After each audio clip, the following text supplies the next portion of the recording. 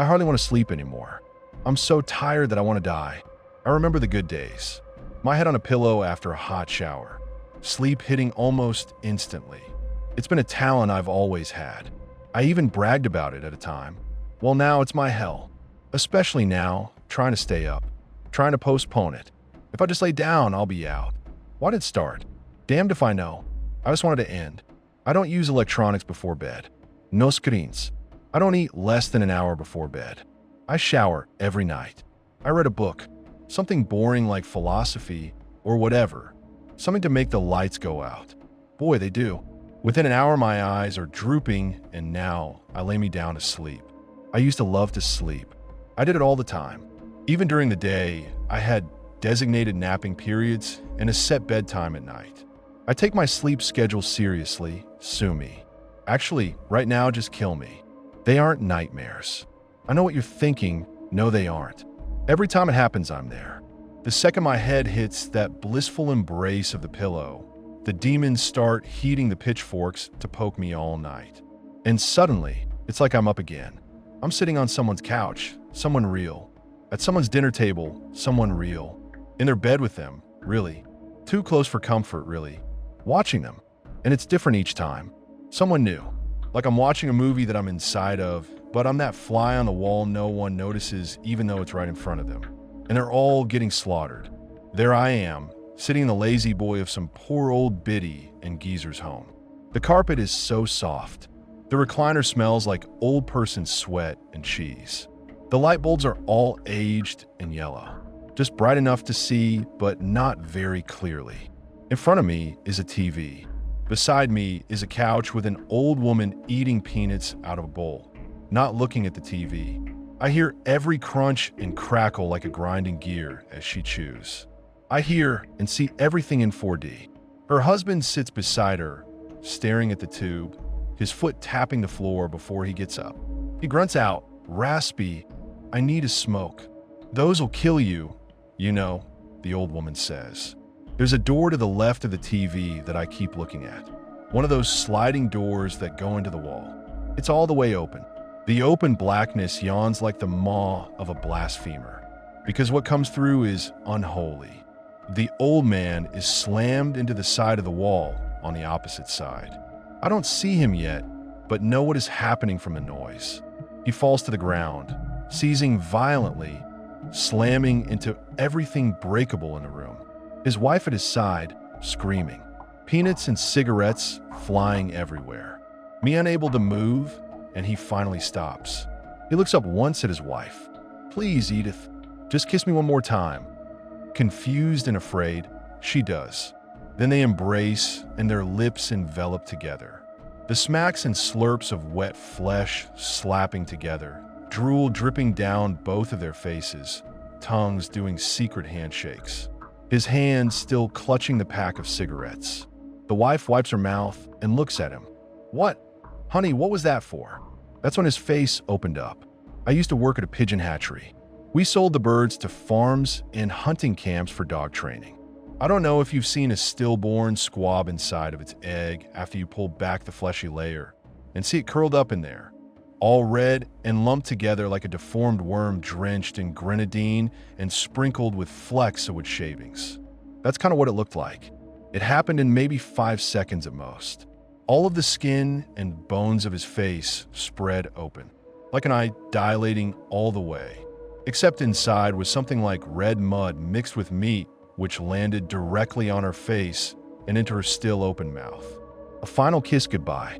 The woman spasming and writhing in disgust, spitting and coughing and retching. Me wishing I could do the same. She scrambles, her pink face whipping across the room for an attacker. Her making this low mule's moan over and over and over. Backing up, up, up. She didn't see the coffee table and lands on her side. I hear an audible pop and a shallow gasp. And then I'm out, like the fade out of the movie scene. The curtains close, and I'm pulled into the murky blackness and back into something like sleep. The rest of the night uninterrupted. Now I lay me down to sleep, but it's not a restful sleep. It's a long, tormented, sweaty, hot sleep that wakes me up feeling like I've slept for days on end and with a migraine that would make a priest put a couple bucks in the swear jar. Racking through my brain, telling myself it was a dream, still smelling the hot, squirming squab of meat. I shower every morning too, not only because of the sweat, migraine, and piss, but also the blood. My nostrils feel like someone stuck a Ticonderoga pencil in each one up to the R. No, I didn't hit my face. No, I'm not sick. No, I'm not going to the fucking doctor. I don't have health insurance, and I quite literally cannot afford it. Every morning is like this. The smell of freshly opened organs never goes away. A hot, stinging smell. It gets worse the more this happens. Like the smell is decaying in my airways, and each morning, a fresh layer is smoothly applied. It hurts to breathe, to eat, to swallow, cough, sneeze. The outsides of my nose are scabby from wiping the droplets so much, tearing raw each time. Each night again is the same, but different. This time it's a wife and kids cowering in the corner while the father is beat and maimed in front of them by a home intruder that none of US can see. Him screaming at them over and over. I am sorry. I'm sorry. I'm sorry. I can't help it. I need. Meanwhile, I hang by one hand from the ceiling fan, just checking out the scenery. Another, I'm at the foot of someone's bed in the leapfrog position, their feet stuck out of the comforter and suddenly beginning to silently convulse, running in place for a moment like a shot hog, while a voice travels under the door. Tom! In response, the bump on the far end of the bed begins to stain and spread and leak. A river of blood flows from both sides, and some of it gets on me. Should have kept his feet under the blanket. And again, now I'm on a dresser, looking down as a man goes to open the drawers. He takes out a box, an envelope, a lot of cash, reaches in his pocket, and puts another wad of it in the envelope as well. A woman joins him and looks inside, impressed. They both laugh and tell each other what they're going to do with it before stopping to look down, each at their own torso, and begin to strip. Something is moving, something inside them. They scream, they cry, their ribs burst out of them as they fall face down stone dead, and the ribs flap on either side of them like little wings. They don't fly far at all. Their little wings elevate them slightly, but the limp limbs and faces just drag on the floor. They fly in circles in opposite directions of each other around their envelope and spilled pile of cash, leaving a twin snail trail of blood as they do. And every time it's me who has to see. It's been 3 days now that I haven't slept. I'm trying to make sense of it. I don't want it to happen again. I don't want to see it again. I don't watch the news. I don't go out anymore. I don't want to sleep. But it's so late and I'm so tired. I have to. I don't understand it. I need a drink. I need a lot of drink. Maybe that'll be the cure. I'll get wasted. Too wasted for it to happen. Just black out until tomorrow. Like old times. My hand on the bottle, lifting to take a long, glorious swig. But suddenly my head hurts again, so very bad. A migraine tearing through my head like a hot needle of poison, and my nose starts bleeding. Not again. I lose my footing and collapse to the floor, crying, naked and screaming like the day I was born. And I feel the slight tickle as a fly lands on my foot. It tasted me. That's how it felt. Tiny feet skittering like needles on the paper-thin skin above the veins, tasting with whatever flies taste with. I swatted without thinking. The black dot leapt, vanished into the warm noon air of my apartment, and I lay there on the tile, blowing copper through my hands. You know how blood smells like a mouthful of pennies? This didn't. It smelled like a hot engine that won't shut off. That stinging heat from a floor vent. It was in my sinuses and it wouldn't leave. When the bathroom light steadied and the buzzing quieted, I crawled to the sink and tilted my head back like you're supposed to. The stream ran bright, then pink, then nothing. When I could breathe through my mouth without the hurt stabbing, I saw it on the mirror. A note stuck to my own reflection. Must have been there from earlier. I'd been slapping post. It's around for every stupid thing I didn't want to forget. Pay rent. Soak rice. Buy a plunger. This one had 3 lines in blocky pen that I don't remember writing. Keep the bowl full. Don't swat. If you hear it speaking, Answer with your name. I laughed, and then I didn't. The bowl was the one I leave by the window for keys and old receipts and dead batteries. It was empty except for a safety pin and a pink eraser shaped like a pig. I don't keep sugar out. I don't keep fruit. I don't keep anything out. I'm not messy anymore. I learned. That night, I tried every childish trick. Coffee, push-ups, slapping myself. An ice pack pressed into the soft heaven of my neck. A cheap harmonica I blew until my lips ached. I even tried to sleep upright because the old wives say you won't dream if you sleep upright. Old wives lie. My body broke like a felled deer anyway, quarters quartering themselves. Head hanging, mouth open, hands limp, and there I was again, on a different couch now, the cushions shaped to some other body. A crocheted thing draped over the back. The air sat heavy and sweet like grocery store flowers. A college kid studied, not noticing me, while the apartment's kitchen light hummed in that way that makes teeth hum back.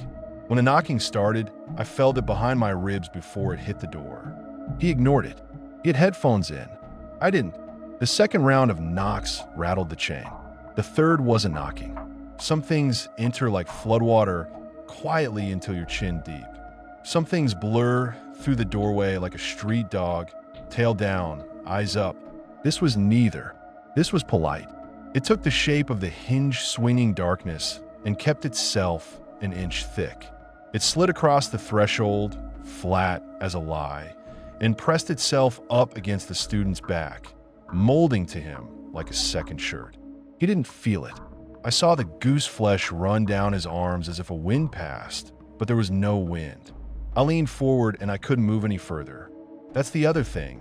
Some nights I can shift my weight, breathe into a different posture.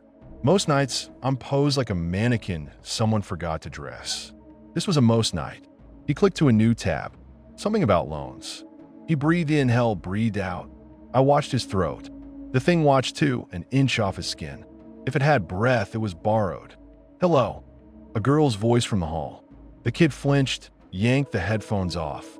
Jade, he said, and in the saying, he opened his mouth too wide and the thing moved. Not into him. Around him, past him. It flowed like oil, slipped under the door he had cracked, and into the hall where the girl waited with pizza and a smile and the cheap hope that tonight wouldn't be like the others. He reached for her. She leaned in. The pizza box tilted. Pepperoni slid. I knew what would come just from the tilt, from how the cardboard sagged and her wrist rotated. I braced like I could absorb it for them. It touched her face without touching. All at once, her nose bled. 2 little ropes down each groove beside her mouth. Shit, she laughed, embarrassed, and then the laugh folded into a cough and the cough went low and the low went animal, like a calf learning the sound of itself. The boy grabbed napkins. Hold your head forward, he said, old wise again. The napkins blackened as if the blood wasn't red yet and needed to darken first. Her eyes went glassy. Do you smell that? She asked. And he said, what? And she said, ozone. And then her teeth loosened. I heard each one move. I swear to God. They clicked like a jar of buttons and fell in her mouth. And she choked. And he tried and I couldn't. The thing, still patient, pressed an inch-thick shoulder against the light switch and the humming stopped. When the apartment went dark, the heat of them lit the room anyway. I woke up on the bathroom floor with my cheek on the tile and the bowl by the window full of sugar. White mountains peaking. The pig eraser stuck into one like a stranded animal. Ants swarmed the rim, elbows linked. I don't have ants. I live in a 4th floor walk-up with sealed windows and a landlord who thinks cock is better than God. But the ants came and the flies came, and I leaned my forehead against the sill and watched them climb the sugar dunes, and I listened for a voice, and I said my name, quiet first and then louder. It echoed off the blinds. I get it, okay? I sound like a man unraveling. I'm unraveling, but there is an order to it. I have notes now. A rule book, like what they leave in the bathrooms at work when some idiot floods a urinal and everyone has to pretend we're a team. I found my rules that afternoon, stuck under the pig and written a hand I know too well, The one I use when I'm trying to scare myself into doing laundry or going to the DMV. Rule 1. Keep the bowl by an open window. Feed it something that smells like breath. Rule 2. Never turn your face toward the voice. It uses reflection. Rule 3. If a fly lands on you, don't swat it. Count to 9. It remembers. Rule 4. If the lights hum, hum back. Do not match the pitch. Rule 5. Answer with your name only once per night. Extra answers make more of you. I didn't know then which ones were bullshit. They felt ridiculous. I set the bowl out anyway. I cracked the window, and the city pressed a warm palm against my face. The sugar fumed a little in the heat. You know that faint bakery smell sugar gets when it sits too long in a warm kitchen? That. I waited. No voice. No flies I could see. I lay on the couch like a man waiting for his own surprise party, hands folded over my stomach so I wouldn't pick at the scabs on my nose. I lasted until evening. The headache came like a slow sunrise from the back of my neck, up over my head to rest behind my eyes. Little lights went off at the corners, tiny white birds. My phone buzzed in the kitchen and I didn't get up. I listened to the building, and neighbors' kids fighting, water moving through rust, the upstairs guy dropping something heavy and then dragging it, always dragging it. The bowl by the window hissed, just the sugar shifting under ants, and I told myself it was nothing. I told myself if I could hold out till morning I'd get on a bus to anywhere and fall asleep in a town that didn't know my name. I fell asleep in an apartment that knows me too well. Cold first. That's how that night began. A cold I could taste. Like biting a copper coin. I was in a kitchen. Linoleum that had learned every step and squeak and squealed about it anyway. A woman, hair in a towel, stood with the fridge open, letting cold out into her thighs. She wore one of those oversized shirts that belong to men who don't live there anymore. The shirt had 3 grease stains on the stomach in the shape of a paw. She chewed a grape, bit it clean in half with her front teeth, sucked the water out of it, and spit the skin into the sink like a little red hat. The garbage disposal switch sat there like a lever on a train that would kill everyone if you pulled it. The bulb hummed. I hummed back because of Rule 4, because I am, if nothing else, obedient when I am afraid. She didn't hear me. The hum didn't match. Good. Great. I couldn't move my feet, but I could turn my head, a charity someone had decided to extend. I looked at the tiny magnetic calendar on the fridge. A circle around the 19th in blue ink. Rent. I thought about my own circle. A different month. Unpaid. Hey Siri, she said, casual to the room. Remind me to call, and then she stopped because the voice that answered wasn't hers and wasn't Siri. It came through the little cylinder on the counter anyway, full and oily and 1 inch thick. I can remind you of anything, it said, in the tone of a helpful friend offering to hold your bag. She smiled at the stupid joke her brain thought she'd made, until the cylinder lit up with no color and stayed that way. Who's that? She asked herself. And then to it, who's that? She laughed, what the hell, and reached out, and the garbage disposal turned itself on. The sound slabbed the room. Old metal teeth, grape skins, and God knows what else ground into paste. The woman jerked her hand back even though it hadn't gone in yet.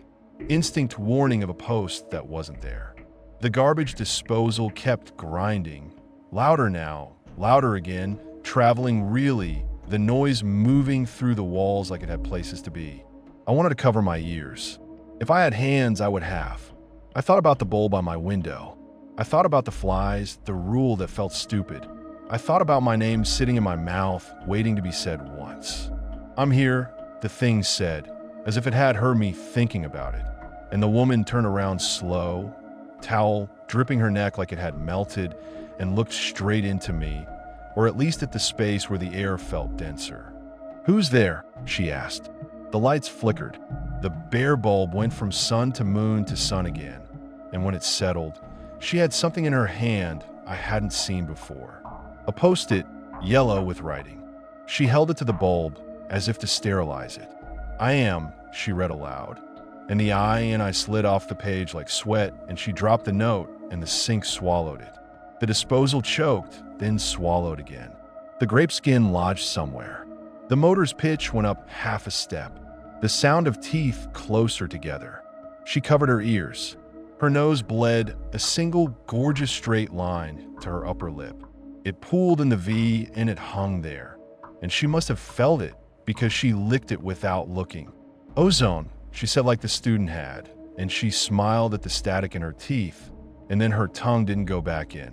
Do you know how a tongue looks when it's too far out? Not licking ice cream out. Not medical say out. I'm talking about out like it's trying to jump. It glossy slapped smacked against her chin, fat and desperate, and it pulled, and there was almost nothing holding it, a little bridle of thin tissue, and I heard it separate. I heard it like someone tearing wet tape. She didn't fall. I think that's what undid me. She stayed standing. She clutched the counter with both hands, tongue not in her mouth and not on the floor, just else, and she grinned. She grinned around the new space, and I swear I saw her smile with relief. The bulb hummed again. I hummed wrong. The disposal stopped. The apartment above me dragged something heavy. Only it wasn't my apartment, and it wasn't mine above. The sound of dragging? It's always there. I woke choking on my own name. It had been in my throat and needed out. I said it once. Hard. Rule 5, you see. One time. Just once. The flies on the bowl shifted. I know it sounds insane to say this with confidence, but they shifted like they recognized me. A little wave like football fans doing a bit of choreography for the helicopter. My phone had a message from a number I didn't know. One sentence, 3 words, no punctuation. The bowl worked. I didn't answer. I didn't answer for a while. I listened to the city argue with itself. Someone called someone else a thief outside, and the word climbed up the block, picking up spit as it went. I stared at the message until the screen dimmed, and then I turned the phone face down, something I never do because I like to see who hates me. I looked at the mirror. I avoided the mirror. Rule 2. It uses reflection. Whatever it is. It, he, me, saying it makes me feel like I'm letting it order from the menu. Do you want me to tell you about the day part? People like the day part. The day part is where you think you'll be safe because night hasn't happened. Guess what? It doesn't care. The migraines don't have a schedule. The smell doesn't turn off. We're called and I didn't answer. I kept my job once by being the guy who never called out, who came in sick enough to infect the clocks and make time itself sneeze. I called out that day without calling. They texted and I set the phone on the bowl's edge like a limb I didn't need. When it vibrated, it stirred the sugar. Little avalanches. Someone knocked on my door around noon. Nothing theatrical about it. 3 knocks like a neighbor with a package. I pressed my eye to the peephole and it had that fishbowl bend, and it made the face outside look far and too close at the same time, and I understood Rule 2 with my bones. The hallway was lit by taste, not by light. I backed away. The knocking stopped. A paper slid under. I didn't go pick it up, but of course I did. It was a notice from management about spraying for pests. Wednesday, it said, 8 to 4 window. Pest is a funny word when you've watched a tongue decide it had someplace else to be. I threw the paper in the sink and fingered the disposal switch and froze there for a dumb long time. When my hand moved again, it flicked itself off the switch like it had touched a hot stove. I made a sandwich I didn't eat. Bread keeps a print of your grip longer than you think. The mayonnaise sounded like shoes in mud. I left it open on the plate for the flies. They didn't want it. They wanted sugar. They wanted my blood when it came. Everything wanted something. I am rambling. Sorry. This is how you get when every word is a step on a loose board. The next rule came with a receipt. I found it in my wallet while looking for bus money. The little heat-printed strip from months ago, the type already fading, the logo of the greasy spoon on the corner that serves coffee like punishment. On the back, again in my hand, again in a mood I'd recognize anywhere, the despairing neatness of someone trying not to cry. Operational notes. Count 9 breaths after waking. The 10th is when it notices. Ignore the urge to wash your sheets. It lives in hot water. If you hear the word please, put salt in your mouth. It cannot name what it is. Make it name things. Arbitrary, right? The kind of shit a bored kid scribbles in the margins of a math test. Make it name things. What things? My brain grabbed that one like a rope. I wrote it on my forearm in pen that tasted like metal when I licked the nib. Name things. That night? That night took its time. I lay on the couch. I didn't try tricks. I didn't fight. I put the bowl by the window. I cracked the window just enough to make the blind cords quiver. I lay my head back and let the ceiling fan come in and out of focus. I counted to 9 preemptively, like I could get ahead of the breath problem. When it took me, it didn't even pretend to be gentle. Some nights it seduces. Some nights it mugs you. This night it just took keys off a hook and helped itself. I came to standing, which is rare. I'm usually propped, standing in a hallway with a runner rug that used to be red. Family photographs. The frames all hung a little crooked to tell you that real people live here. I couldn't lift my hands, but I could feel the ridges of the rug under my bare soles. A motion sensor light clicked on at the far end and washed the walls in that fake dawn glow they use in furniture stores to make you love things you can't afford. A door near me had a handmade sign. No monsters. Marker letters filled in with crosshatch. A little kid door. I wanted to kick it open, and I wanted to stand guard in front of it, and I couldn't do either. I hate it when they bring kids into it. Like, hate it with teeth. The thing was laughing, but it wasn't sound. It was that feeling you get when you walk into a room where someone had been laughing a second ago and stopped. There's a leftover flavor. I stood there with my name ready, a single bullet of a name, and it waited with me. I could feel it, a shoulder leaning against the wall opposite mine, looking at me like we were at a bus stop that never sees buses. Please, it said, sweet as honey nut anything. And the word came from the vents and under the baseboards and from the bowl I had left miles away by my window. My mouth watered. My body is a traitor. I dropped my tongue in salt and swallowed. You ever swallow salt straight? Burns like a prayer. The please curled and went thin like hair pulled too tight. Name something, I said, and the voice paused to admire itself in the picture glass of the family that wasn't mine. Something, it said, the asshole, and then after a beat, hallway, runner, door, you, yeah, that one. I don't like saying it here either. It doesn't feel like a story when I say it.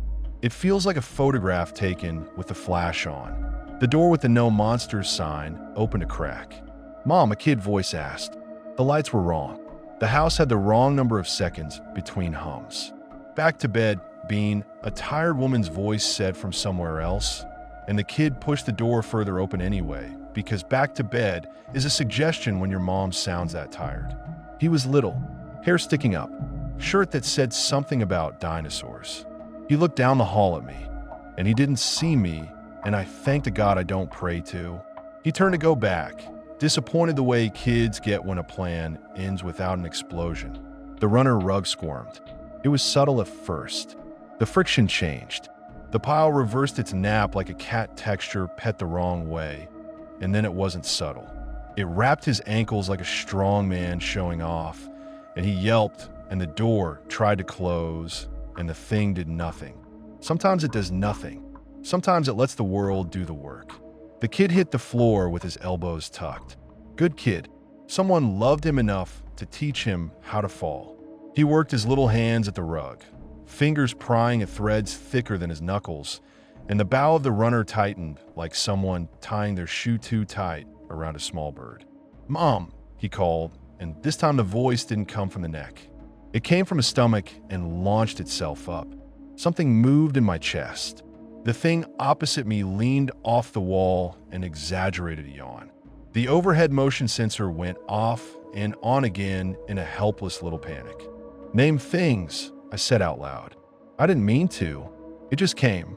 Maybe I thought it would remind me more than it would help. The thing chuckled like wind in the duct. Kid, it said, slow and affectionate like a name. Rug, teeth. The kid's elbows bent wrong. That's all. Nothing dramatic. No bones outside the skin. Just a bend where a bend shouldn't be. And he sucked air through his teeth and made a sound like a note on a cheap recorder, and the door slapped the frame again and again with his hitting it. And I said my name like a shot because I couldn't watch that and still be me. I woke up with salt dried, white at the corner of my mouth like I'd eaten the ocean in my sleep. The flies in the bowl were busy like a construction site at lunch. The bowl had a crust along the rim where the sugar had melted and hardened and melted again. And there was a place on the side where something had risen from it and slid down. A trail, a wide one, like a slug's, if a slug had width and intent. I followed it with my finger like an idiot and lifted my finger to my nose like a bigger idiot, and the smell punched up into me, a smell like a shirt you left in a washer too long and then tried to dry thinking it would help. Heat rotten, vet baked. I gagged and swallowed it back and saw my reflection in the window and looked away because Rule 2 isn't kidding. The number texted again. It will ask you to help. Don't. It isn't asking for help. I typed, "Who is this?" and deleted it and typed, "How long have you been?" and deleted that too. I typed nothing. I put the phone under the couch like a coward and lay on the floor with my face against the cool edge of the bed frame and thought about cutting off my own nose like I was a soldier in a book. I thought about whose jokes I'd reuse when I had no face to deliver them. I tried research. That's the part where you lose patience with me, because everyone thinks research breaks a curse. It doesn't. I Googled words that didn't exist yesterday. The returns were museum dust. Someone on a forum describing a humming sound in their walls. A handwritten page on a blog with a photo of rules in violet cursive. Different rules, same part of the brain, and comments like same, and my aunt had this, and this is why I don't use Alexa, LOL. I clicked a high schooler's YouTube where his brother is asleep, and the door opens and nobody is there, and the comments are all staged, and you can see the string, and this is what I heard too. And the kid is 3 years older now and hasn't posted since, and everything you want to know is behind glass with big clean fingerprints on it. I found an incident report that night in the stairwell, stuck to the corkboard with a dull tack. Someone had written in pencil that a maintenance guy got a nosebleed on 3B's radiator, then went quiet and slid down the wall like a man whose strings had been cut.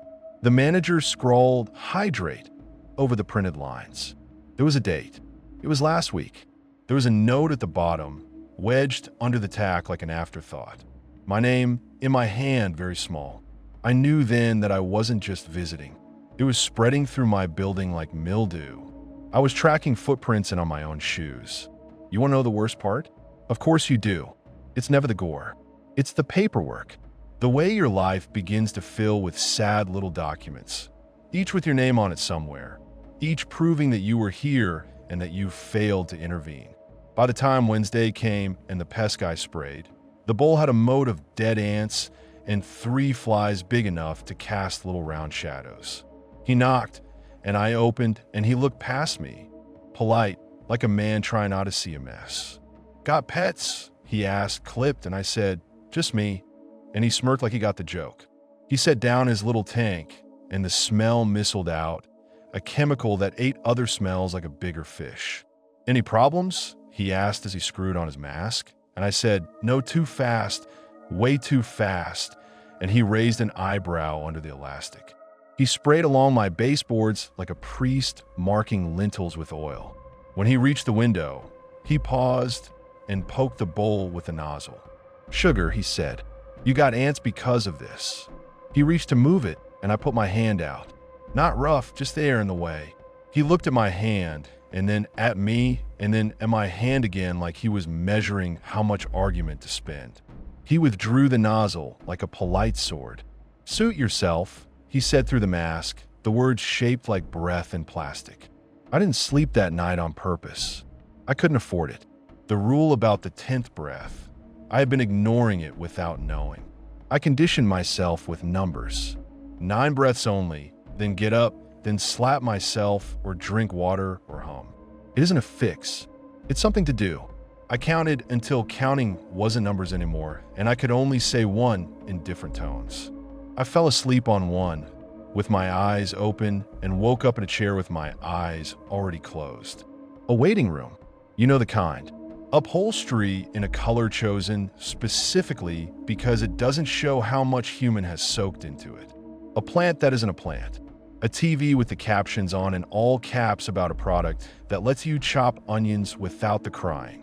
A woman in scrubs with a lanyard full of fruit stickers. A man with a cane whose cane didn't touch the floor because his leg knew how badly he needed it and refused to give it to him as punishment. I was near the toy table, where kids had left a wooden train flipped on its side like a crashed horse. The thing sat next to me in a suit.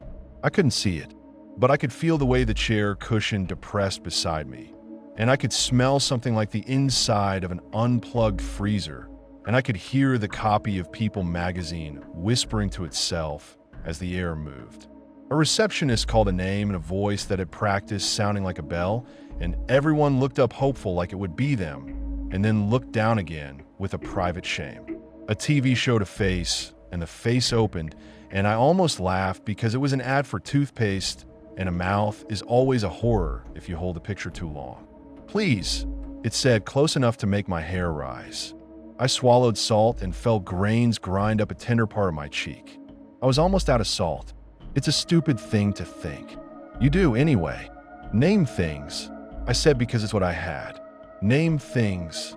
It stayed quiet long enough that I thought maybe I had found a hole it couldn't crawl through. "Nurse," it said finally, an ugly word in its mouth. "Child. Bulletin.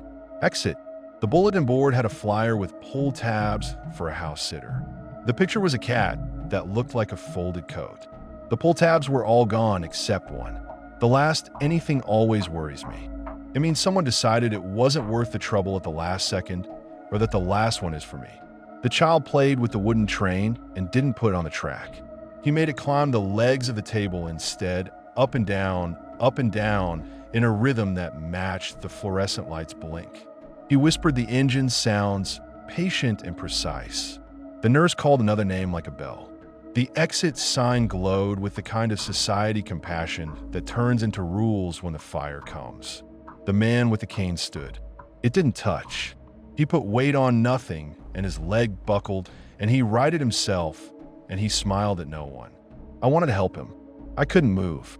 The thing next to me shifted in its suit and crossed its legs, and I heard fabric slide over more fabric like a hand leaving a pocket. "Please," it said again, and it wasn't asking me. It was asking the boy. He said, "I'm busy," without looking up. The nurse called another name, and this one was the boy's, and the mom stood and touched his shoulder, and he set the train upright. Finally, and they walked toward the open door, and I saw the darkness hanging in the hinge, an inch thick, patient, polite, holding itself like a lover holds its breath before you see it. I said my name before the boy reached the threshold. My throat tore a little. It feels like paper cut each time now. I come back into myself like an unzipped bag thrown on a bed. I actually fell off my couch, which is humiliating to tell you, like the ghost tripped me for laughs. My salt jar had 3 sad crystals left. I put them in my mouth like communion, and I didn't chew. The number texted, but doing it wrong. I typed, "Then tell me how to do it right." And the typing bubble appeared and disappeared 3 times like a fish surfacing, and finally it said, "Stop thinking it's watching them. It's watching you watch them. It needs you there." I stared at that until the screen went black and I saw my face faint in it. Rule 2. I turned the phone over again. I lay my head against the floor. I thought about the rule that felt safe, the one that read like it couldn't harm anyone. Rule 3. Don't swat a fly. Count to 9. It remembers. Deceptively safe. Who cares if you swat a fly? Who cares if you don't? Me, apparently. I care now. I felt stupid and angry that my life is a fable about not killing a bug. I didn't sleep for 36 hours after that. My body tried. I would doze and catch myself in the doorway. I'd feel the rug under my feet and snap awake with my hands slapped to my cheeks like an idiot. I found another post-it on my kettle that said, "Do not boil," and I yanked it off and stuck it to the fridge and made tea anyway, and the water had a taste like licking a battery that went through another battery. I threw the mug in the sink, and it broke, and each shard looked like a fingernail, some clean, some dirty, some bitten. The smell didn't leave. It never leaves. It lives in my nose like a tenant who knows you're afraid to ask for rent. And then a small thing happened, smaller than even the ants, and it changed the shape of the room. A fly landed on the rim of the bowl while I was awake. I saw it. It tapped its front feet like a drummer counting in. It moved across the sugar like a hiker negotiating scree. It reached the stuck place where the crust had formed that slug trail, and it paused in a way that read as thought. I swear to you, it paused like it had a decision to make. I counted to 9. I did it without thinking, because Rule 3 lives in me now the way prayers live in my grandmother. On 9, the fly took off, did a slow circle around my stupid head, and landed on my lower lip. A little weight, a gentle tickle. It washed its face with its hands right on my mouth like it was getting ready for a photo. I froze and breathed through my nose, and my nose burned. When I got to 9 again, it stepped off my lip like a gentleman off a bus and landed on the sill and rubbed its hands together the way flies do when they're considering an offer. Then it turned and it faced me, and it lifted off and flew to the mirror. It faced my reflection and died. Not like a flop to the side, not like a fly die where they do the sad spasm. It went still midair and dropped like a bead. It struck the porcelain edge of the sink and made a noise almost too small for ears, and I heard it anyway, because my ears have learned how to hear the wrong things. I stood very slowly and went to it like paying respects. I looked at it on its back, legs touching nothing that wanted them, and I dropped it in the bowl. The sugar accepted it without complaint. Later that night, the bowl bubbled for the first time, tiny like soda. I put my mouth near and felt heat. I backed away, Rule 2 screaming in my bones. The text came, "Good. Feed it." I typed, "What is it?" The bubble came and went. Then, it's what comes when you fall asleep too fast. It's what sits on your chest when you tell yourself you'll just lie here with your eyes closed for a minute. Sleep paralysis. I typed, furious suddenly, ridiculous suddenly, like if I could downgrade it with a medical term I'd have one. The bubble, no. Then what? You're the pageant. It's the judge. And the bowl. I asked. The flies. It's the appetizer. I wanted a rule that told me to burn the bowl. I wanted a rule that told me to move. Instead, I took the bowl to the fire escape and held it out over 4 flights of air. The sugar had melted to a clear syrup by then in the summer heat. Ants raved in it, ecstatic. A second fly came and circled and dove. I counted. I didn't swat. I stood there like a man feeding patience through a slot before the slot closes on his hand. That night, I didn't fight. I didn't do the push-ups or the ice pack. I didn't even pretend to read. I lay down like a man, turning himself in. I said my name once in the dark, so I'd hear my own voice before it came. My body shrugged and went out like a light. It took me to a place I knew, finally. My mother's house. The hall that used to be long and now feels like an apology for a hall.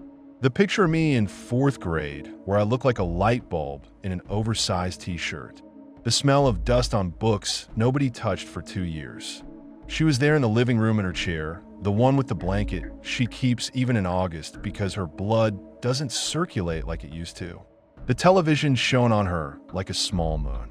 She had her mouth open a little because sometimes she forgets and sometimes she doesn't mind. A glass of water sat with a ring around it. The table had coasters, but she never uses them because the ring is proof that something enjoyable happened. I stood at the door and couldn't decide if I wanted to go in. I couldn't move anyway. It stood behind me. It had chosen family as a test, as if I hadn't studied. My name wanted out of my throat. I swallowed it, and it scratched like a cat who loves you wrong. "Please," it said, and the word came from the old VCR we never threw out. "Please," it said, and the word came from the light under the microwave. "Please," it said, and it came from the water ring. My mother looked up from whatever channel plays people who shout in expensive kitchens about cheap ingredients. She looked toward where I was and threw it. She frowned the way she does when she remembers a name from the bottom up. "Do you smell that?" she asked the empty house, and then, to herself, ozone. She stood like a deer stands, all grace until it has to be fast. She put the glass down without looking where. The condensation ring rolled and fell like a tiny, clean tire. I said my name, and she heard it as the house settling. She went to the window. She cracked it. Hot. she muttered, because she's the kind of woman who narrates weather like a friend. A fly came in, made the shape of a coin in the air, and landed on her wrist. She didn't swat, not because she knows my rules, because she's a gentle person who thinks swatting is a kind of rudeness. She counted out loud anyway, because she counts when she's anxious. She counted to 9 to check her pulse, and the fly lifted and went to the mirror over the mantel and faced my reflection in the glass and died. I cried then. Not loud, not pretty. The kind of swallow cry you do in a bus station at night when you can't afford the ticket for anywhere else. It enjoyed that. It enjoys taste. Name me, I said to the suit in the doorway. Go on, do it. Name me. It was quiet. It doesn't do requests. It doesn't say your name.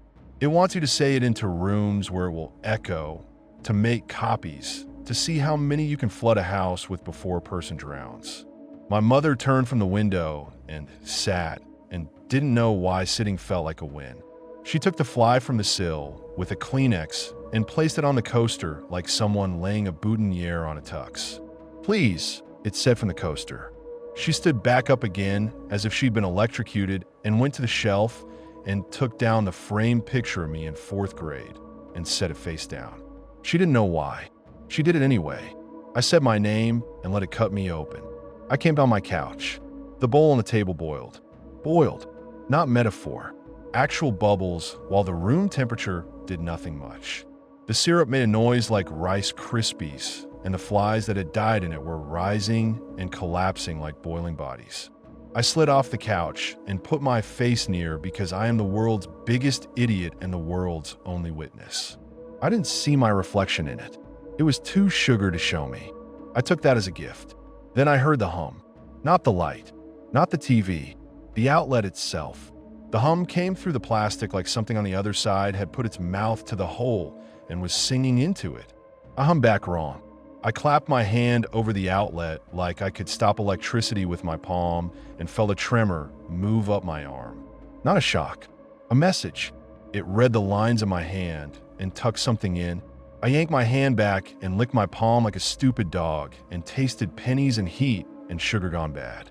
The text came. The rule you didn't write is the one that matters.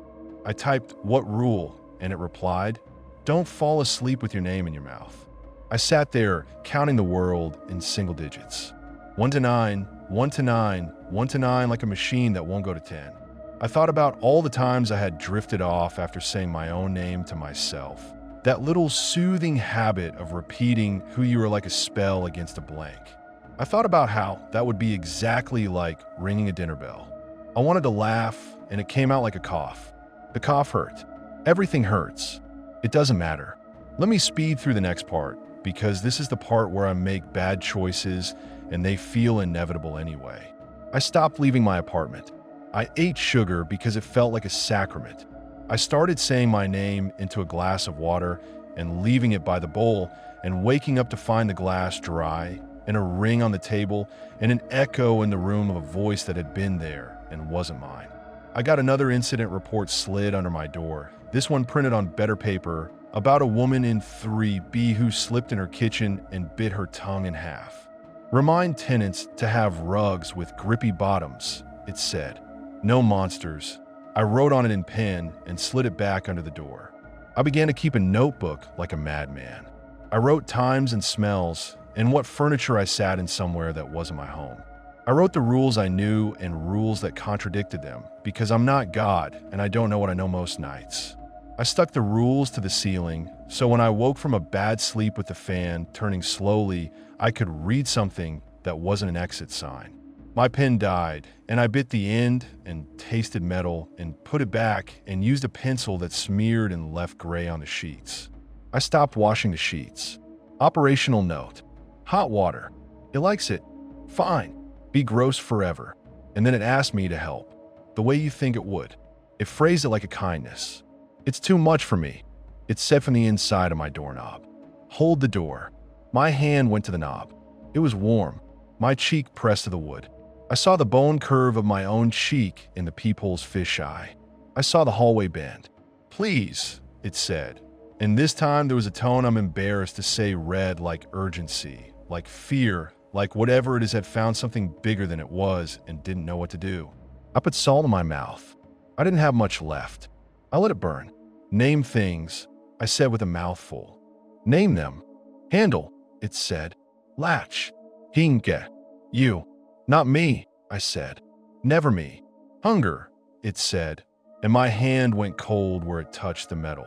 The last rule appeared in a place I won't dignify by saying. Let's call it the medicine cabinet, even though I don't keep medicine in it anymore, because doctors are for the versions of me that can pay.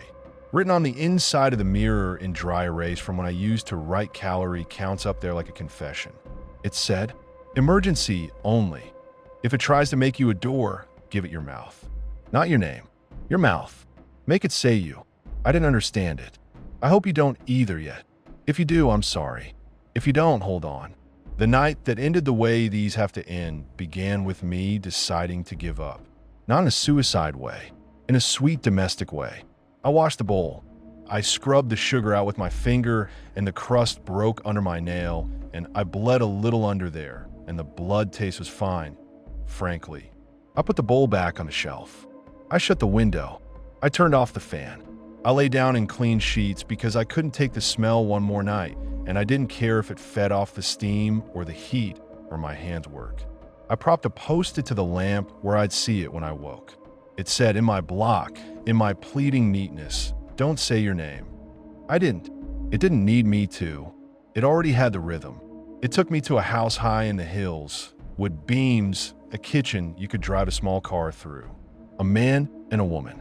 The envelope of cash on the table, like a prize for people who worked the whole month without breaking.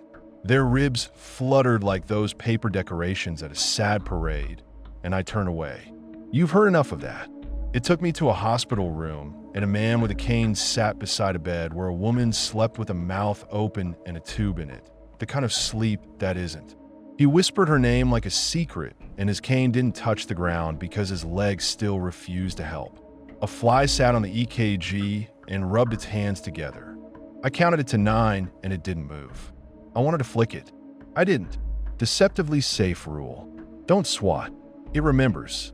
It did. It remembered me. It took me to a squad car where a cop was writing something down that would get thrown away in 3 months, and he ate a donut like a man being mean to himself. He rubbed his eyes and left smears of sugar. I thought about the bowl on my shelf, clean and useless, and I felt both relief and guilt like 2 hands. He yawned, and his yawn stuck on the stretch and never finished, and it was awful to watch. And then it took me home. Not my mother's. Mine.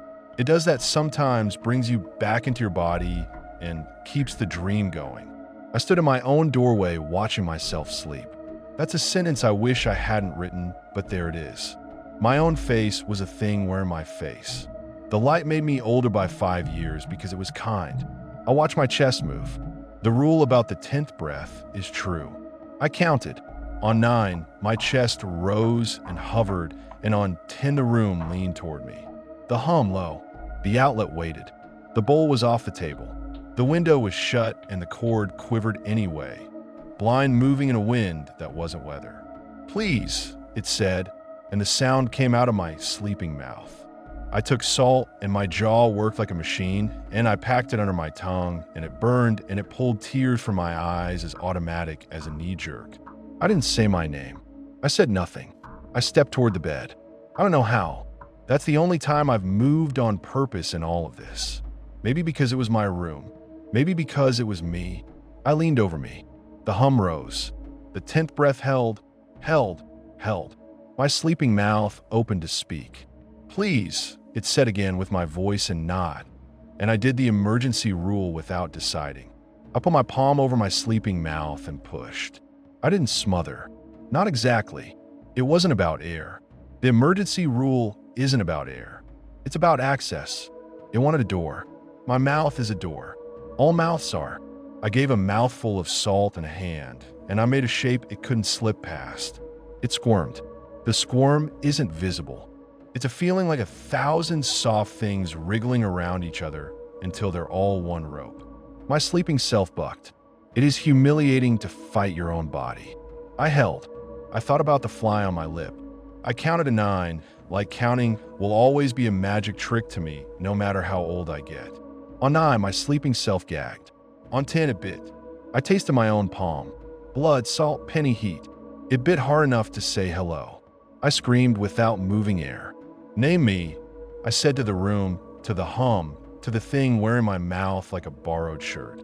Name me, name me, name me, I said because I'd run out of rules, and sometimes repetition is a rules-scared cousin.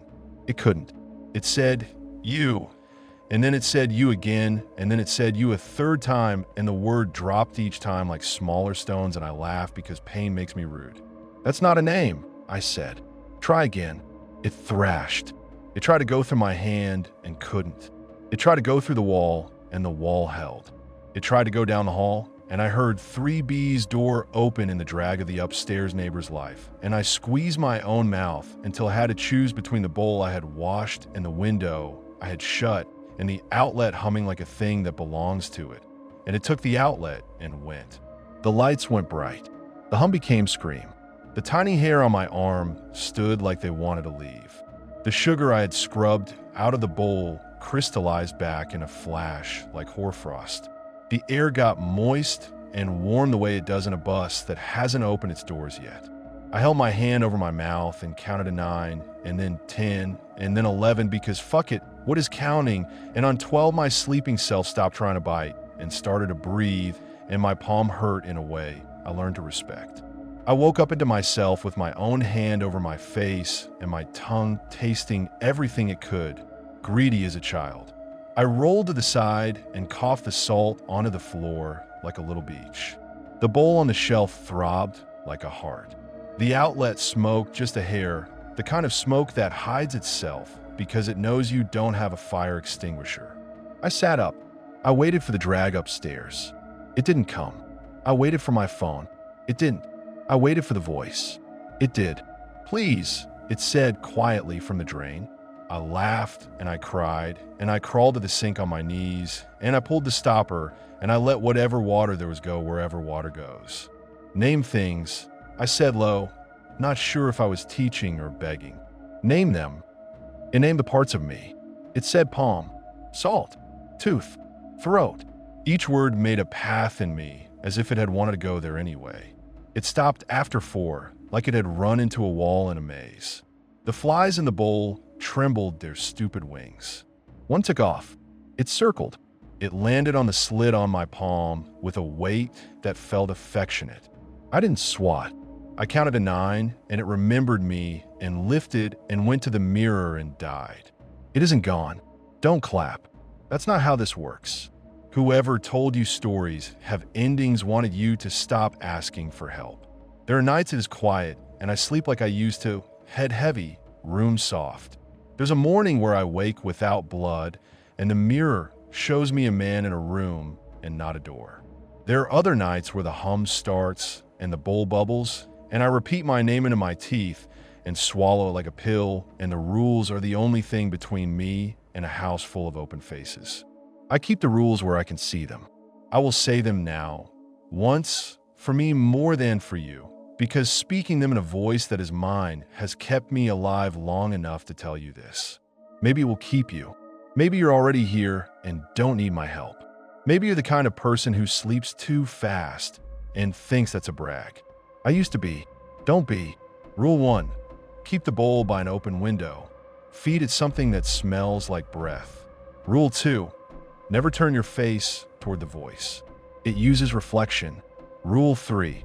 If a fly lands on you, don't swat it. Count to 9. It remembers. Rule 4. If the lights hum, hum back. Do not match the pitch. Rule 5. Answer with your name only once per night. Extra answers make more of you. Emergency only. If it tries to make you a door, give it your mouth. Not your name. Your mouth. Make it say you. The day part still exists.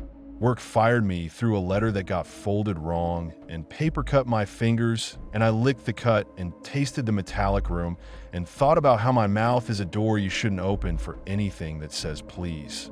The pest guy came back and sprayed, and I let him because roaches have their own kingdom and I'm not trying to be queen of that.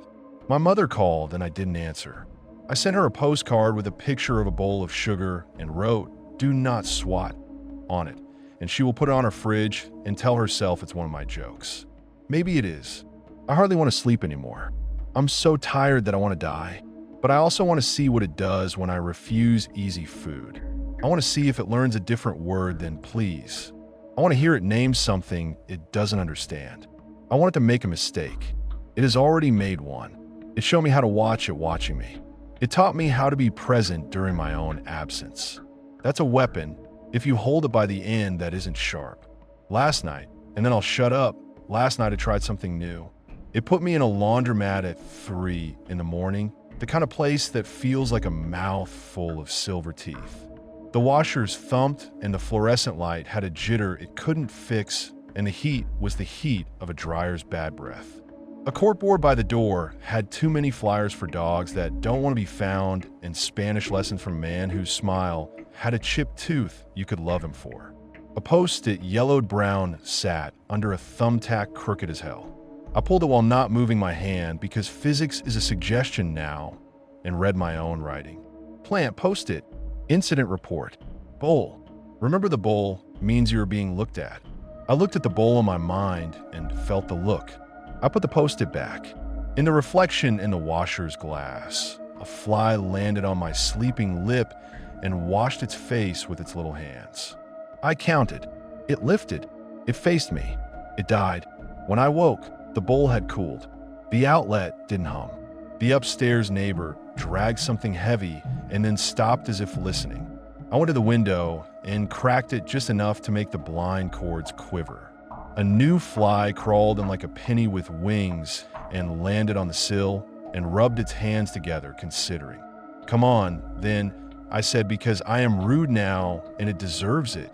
And it came, and it landed on the raw seam on my palm, and I counted to 9, and it remembered me and lifted and went to the mirror and hesitated. That's new. That's something. Hesitation is a crack you can put a nail in. It faced me, legs kneading the air like a cat, deciding if your lap is home, and it didn't die. It walked along the mirror's bottom edge and turned the corner and disappeared behind a frame. I laughed because it means it is paying attention. Because the rules aren't tricks, they're the shape of its appetite. Because something small and stupid can learn to avoid a glass that lies. So I feed it on purpose sometimes. Sugar, my breath caught in a glass, the skin under my nails. I do it like you'd feed a wild thing you plan a trap. Not because I love it, because starving things turn mean. Things with full mouths make mistakes. Tonight, I will lay down. I won't fight. I won't brag about how fast I can fall asleep like that's a goddamn talent. I'll count to 9. I'll hold my name like a coin under my tongue and not spend it unless I have to. If I hear please, I'll taste salt. If the hum starts, I'll sing wrong. If it puts me in your house, I'll guard your door the only way I know, with a word I say only once, with a mouth I own. And if a fly lands on your foot, let it. Let the tiny feet taste you. Count to 9. It remembers.